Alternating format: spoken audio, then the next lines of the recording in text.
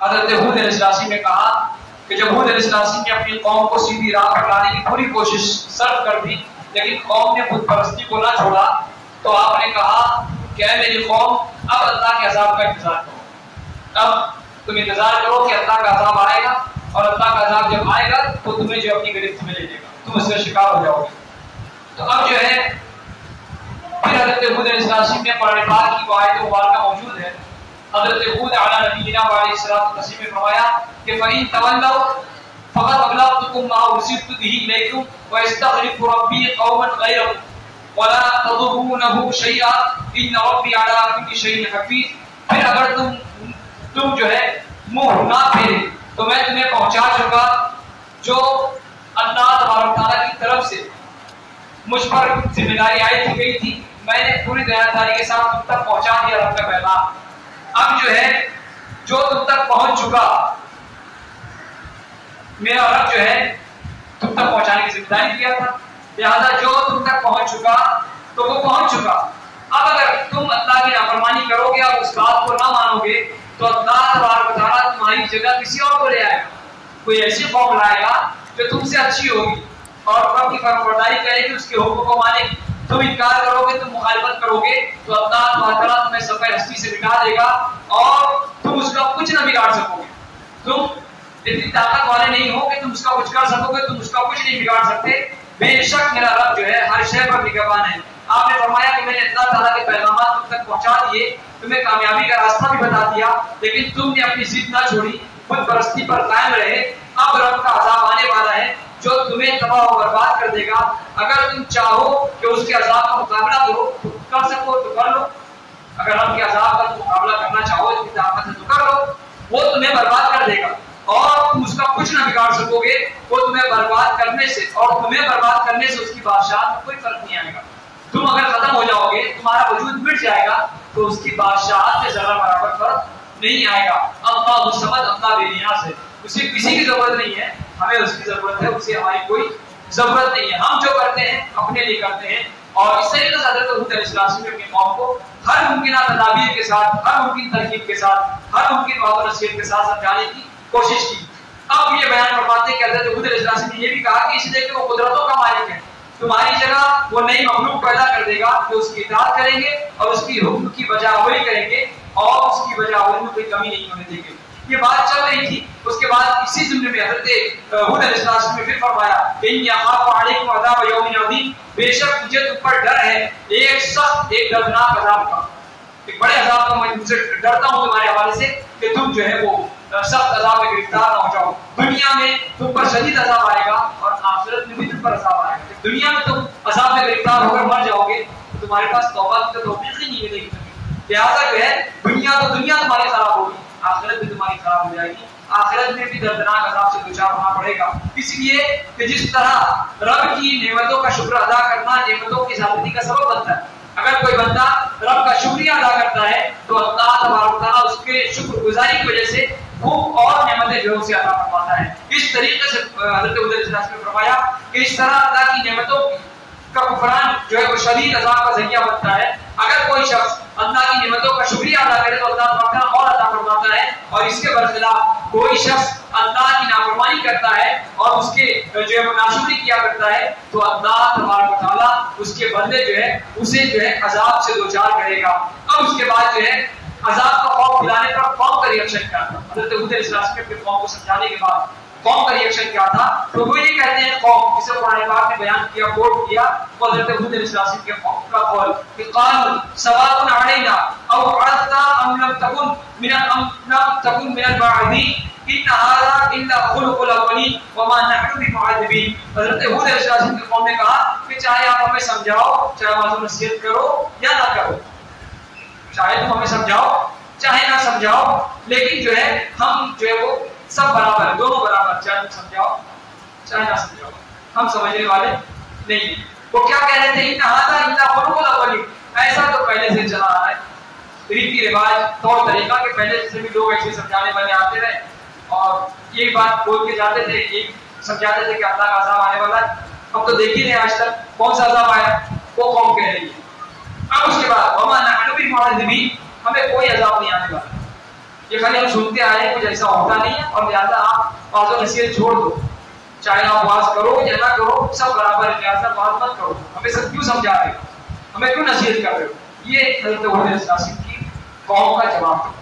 कब? आखिरी अय्याम में जब हज़रत हूद अलैहिस्सलाम ने चैलेंज को पेश किया, अजाब का डर सुनाया, और उसके बाद अजाब की तमाम बातों को सुनने के बाद, आयत अजाब को सुनने के बाद उन लोगों ने इस तरीके का जुमला इस्तेमाल किया और ये बात की। उसके बाद क्या होता है कि अब जो है कौम ने अजाब को रहमत समझा।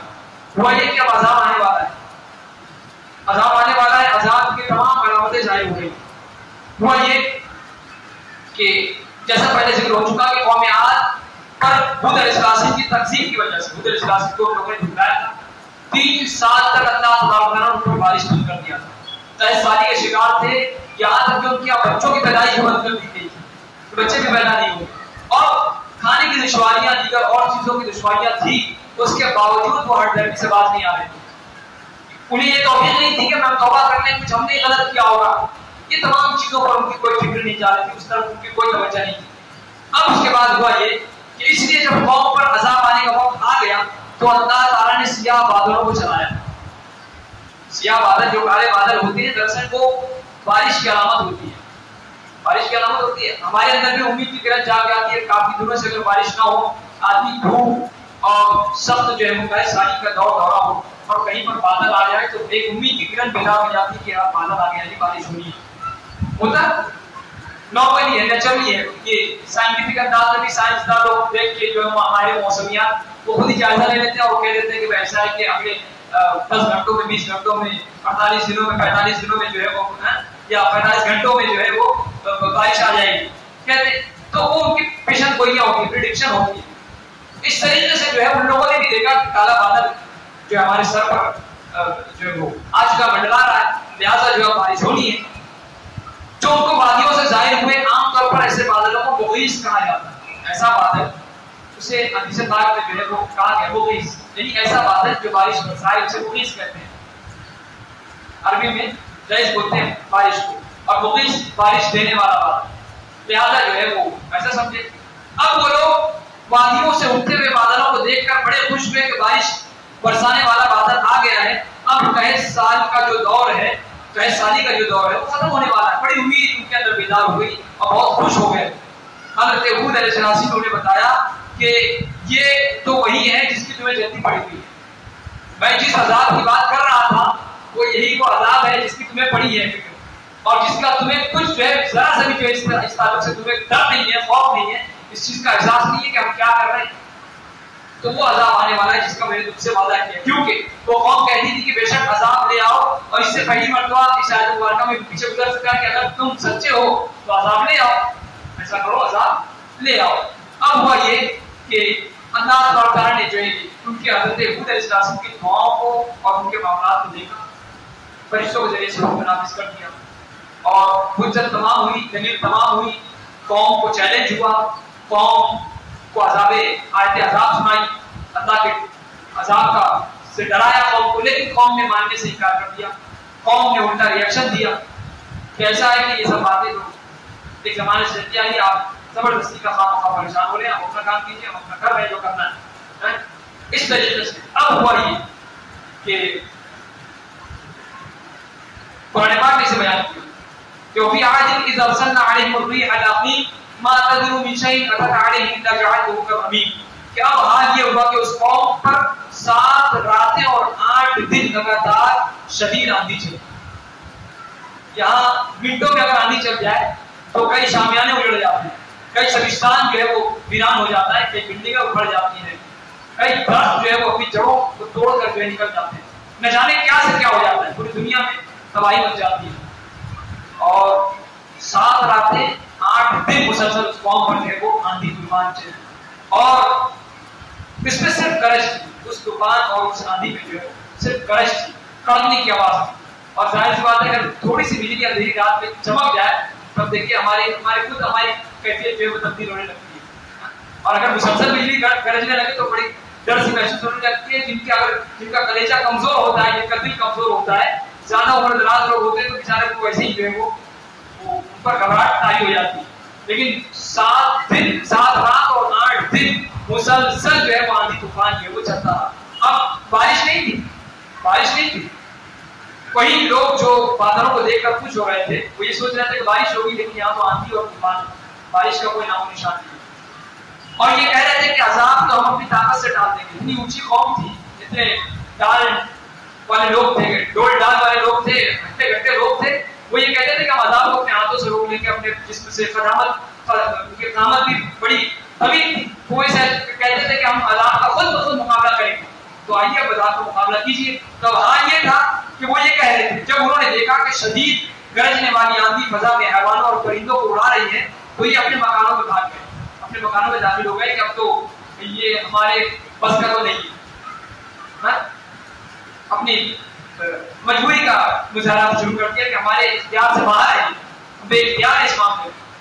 اب تاکہ اس آندھی کی شدت سے بچ سکے نہیں سارے دعوے دھڑے کے دھڑے لگے. اللہ تعالیٰ نے فرشتوں کو حکم دیا جو ہواؤں پر مقرر ہے، ہواؤں کو چلانے پر مقرر ہے. ان فرشتوں کو حکم دیا کہ آج کی قوم پر اپنے ہواؤں کے خزانے سے اتنی مقدار کھول دو جتنی مقدار ایک انگوٹھی کی ہوتی ہے. ایک انگوٹھی کے مقدار میں کیوں سمجھنے، آپ اس کو سمجھنے کی کوشش کریں. بس اتنی مقدار میں ہوا کھولنا، بس تھوڑا سا. ہوائیں تو بہت ہے لیکن ہوا کی جو مقدار ہوگی صرف اتنا، اس کے مقدار میں کھولنا. ورنہ ہوا کا جو ویو ہوتا ہے، جو بہاؤ ہوتا ہے بہت ہوتا ہے اور ہر طریقے سے آ سکتا ہے، لیکن اتنا ہی ان کو دکھانا ہے بس. عذاب تو ہمارے پاس طرح طرح کے ہیں، لیکن ہواؤں کا جو ہے، جو رخ ہوگا، جو ہواؤں کا ویو ہوگا، جو اس کا بہاؤ ہوگا وہ اس نوعیت کا ہوگا. اتنا ہی خالی بس اوپر جو ہے وہ کھولو ہوا ہے اور اتنی ہوا اوپر جو ہے وہ نکالی جائے، چھوڑی جائے. اب اس کے بعد حال یہ ہوا کہ آج کی قوم اپنے ہواؤں کے جو ہے ان کے اوپر جب ہوا، اللہ تعالیٰ نے ہوا کو عذاب کی شکل میں جو ہے وہ کھولا گیا، فرشتوں نے جب اس سے کھولا تو رب تعالیٰ کے خزانوں میں سے یہ ہوا بظاہر معمولی تھی.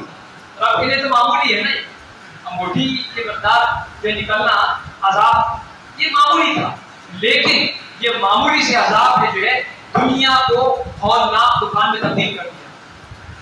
دنیا اور طوفان جو تباہ آندھی تھی، سب سے پہلے ایک عورت نے دیکھا کہ ہوا میں مجھے آگ کے شعلے نظر آ رہے ہیں. وہ ہوا تو ہوا تھی لیکن اس میں آگ کے شعلے اسے نظر آ رہے ہیں. اس قدر وہ ہوا تھی ہم اس کا تصور نہیں کر سکتے کیسی کیسی ہوائیں تھی اوپر. اس ہوا نے ان کے مکان کے دروازے گرا دیے، مکان کے دروازے گرا دیے. اور پھر اس کے بعد جو ہے حال یہ تھا، حدیث پاک میں اور مفسرین نے، محدثین نے بیان کیا، مؤرخین نے بیان کیا کہ وہ ان کے نتھوں میں داخل ہوتی، ناک کے حصے سے داخل ہوتی وہ ہوا اور ان کے پاخانے کے حصے سے نکلتی وہ ہوا. اس قدر اس میں بہاؤ تھا اور اتنا اس قدر سخت تھی وہ ہوا. اور اس کے بعد وہ ہوا جو ہے انہیں گرا رہی تھی اور ان کی گردنیں ٹوٹ رہی تھی. پر جوئی جو پڑتی ان کی گردنیں ٹوٹ جاتی. اتنی ہٹی گٹی قوم تھی، لیکن اللہ تعالیٰ نے جو ہے وہ چھوٹے سے ہوا، تھوڑے سے ہوا کے ذریعے سے ان کو جو ہے وہ نصف نابود کر دیا. کبھی انہیں زمین سے اٹھایا اور پھر نیچے اٹھا کر پھینک دیا. ہوا چلی تو کسی کو اٹھایا اور ہوے میں جب دیکھتے ہیں پتھر کنکر یا کوئی چیز، جب تیز ہوائیں ہوتی ہے، تھیلی، پلاسٹک، نہ جانے کیا کیا چیزیں اس میں ڈوبتی رہتی. اس طریقے سے وہ اٹھایا اور اٹھا کر جو اس طریقے سے پھینکا کہ وہ زمین سے اٹھائے گئے اور آسمان کی طرف لے جائے گا، پھر زمین پر پھینکے گئے. اس طریقے سے ان کا وجود ختم ہو گیا. اللہ تعالیٰ نے ایسی دردناک عذاب سے انہیں دوچار کیا. ریت کے ٹیلوں میں دب جاتے ہو اور یہ سلسلہ 7 راتیں 8 دن مسلسل چلتا. یہ عذاب کی وہ جو کیفیت تھی 7 راتیں اور 8 دن مسلسل چلتا رہا. کسی وقت بھی آندھی نہ رکی، مسلسل آندھی چلی اور وہ سب کے سب تباہ و برباد ہو گئے. بڑے بڑے فضوں والے جو اپنی طاقت پر ناز کرتے ہیں والے جو ہے رب کی بہشت میں جب آئے تو ایسے برباد ہوئے کہ مرے ہوئے جو مرے اس طریقے سے یوں نظر آ رہے تھے جیسے کہ کھجوروں کے تنے گرے ہوئے.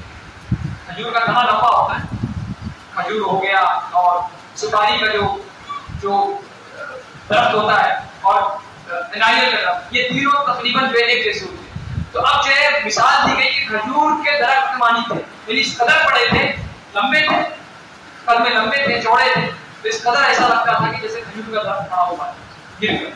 یہ حال ان کا ہو گیا تھا. اب رب کی عظیم قدرت کا اندازہ کیجیے، جہاں کفار کو تباہ و برباد کر دیا وہاں ہود علیہ السلام تسلیم اور ان کی قوم کو نجات عطا فرمائی.